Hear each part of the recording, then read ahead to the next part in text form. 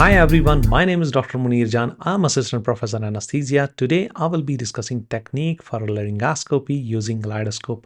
I will be discussing 4-step approach and how to manage troubleshooting. So let's begin. Now the first thing what you have to do, you have to turn on monitor. Now turn on monitor and device at least 1 minute prior to laryngoscopy to minimize condensation on the lens.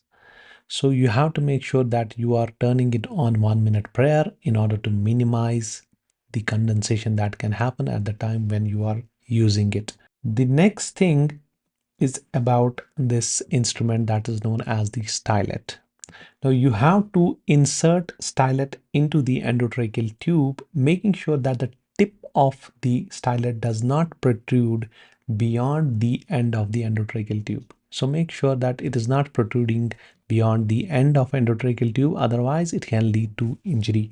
There is a manufacturer dedicated stylet that's known as the GlideRite, or you can use malleable stylet that can be shaped at the same angle as that of GlideRite. So you can use either of them. Now, the positioning, as far as positioning is concerned, you can position the head and neck in neutral position, or you can use sniffing position.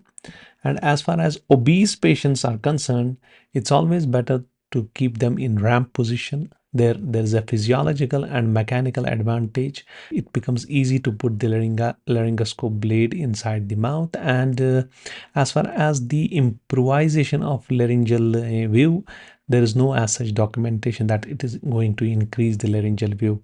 But yes, there is mechanical and physiological advantage for this ramped position. Now, 4-step approach in this, number one is that you have to look in the mouth.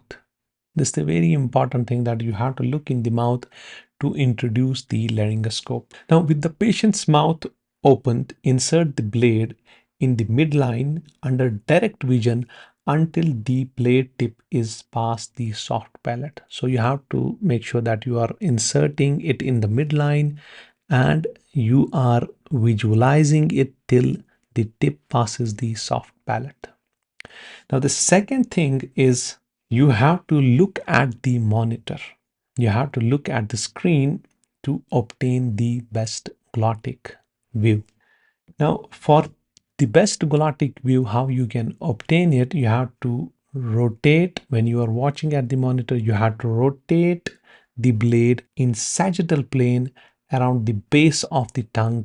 Watching the monitor, avoid excess deep insertion. There is no need to advance the blade tip completely into the vallecula, and there is benefit to more shallow insertion.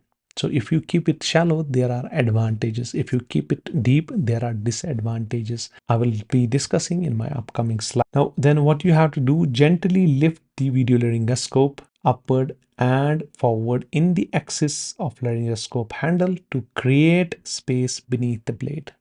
So you are lifting it upward and forward and making sure that you are applying the force in the direction of the handle and making sure that you are getting a best glottic view. Now the third step is that you have to look in the mouth.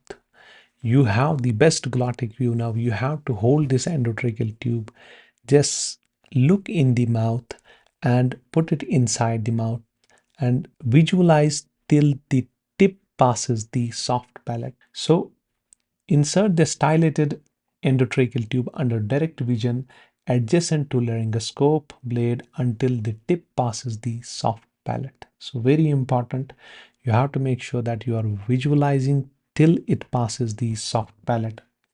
Now the fourth step is that you have to look at the screen again to intubate. That's the final thing. Now what you will do, you have the best glottic view. You have to visualize the tip of the endotracheal tube. Where is the tip of the endotracheal tube? Now then direct attention to the monitor, placing the tip of the tube in the midline below the arytenoid cartilage.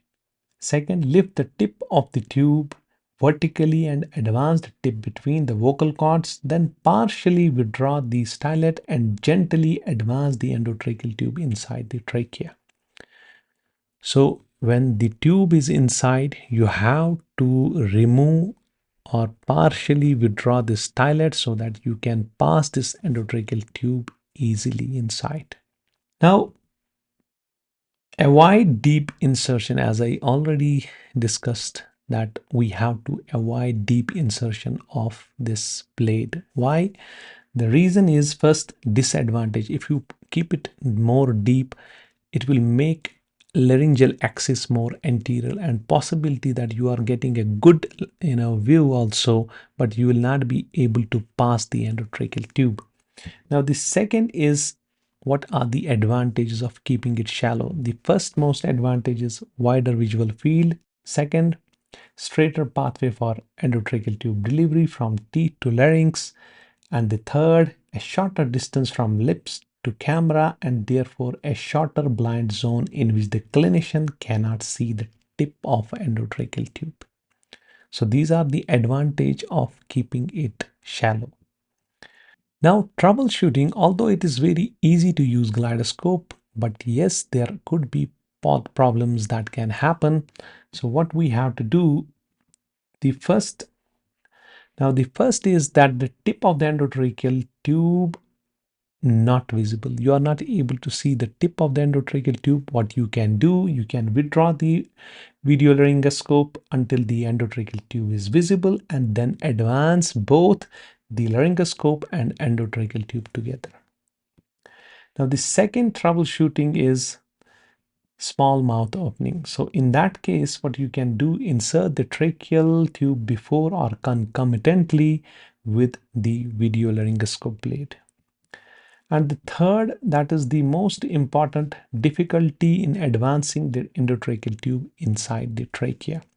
Although you are getting good glottic view, but you are not able to pass this endotracheal tube inside the trachea. So it could be, the most important reason could be that the tip of the endotracheal tube is getting engaged with the tracheal ring. So what is advised, that you have to withdraw it a little bit and then rotate the endotracheal tube and gently push it down, so that it will be disengaged from the tracheal rings.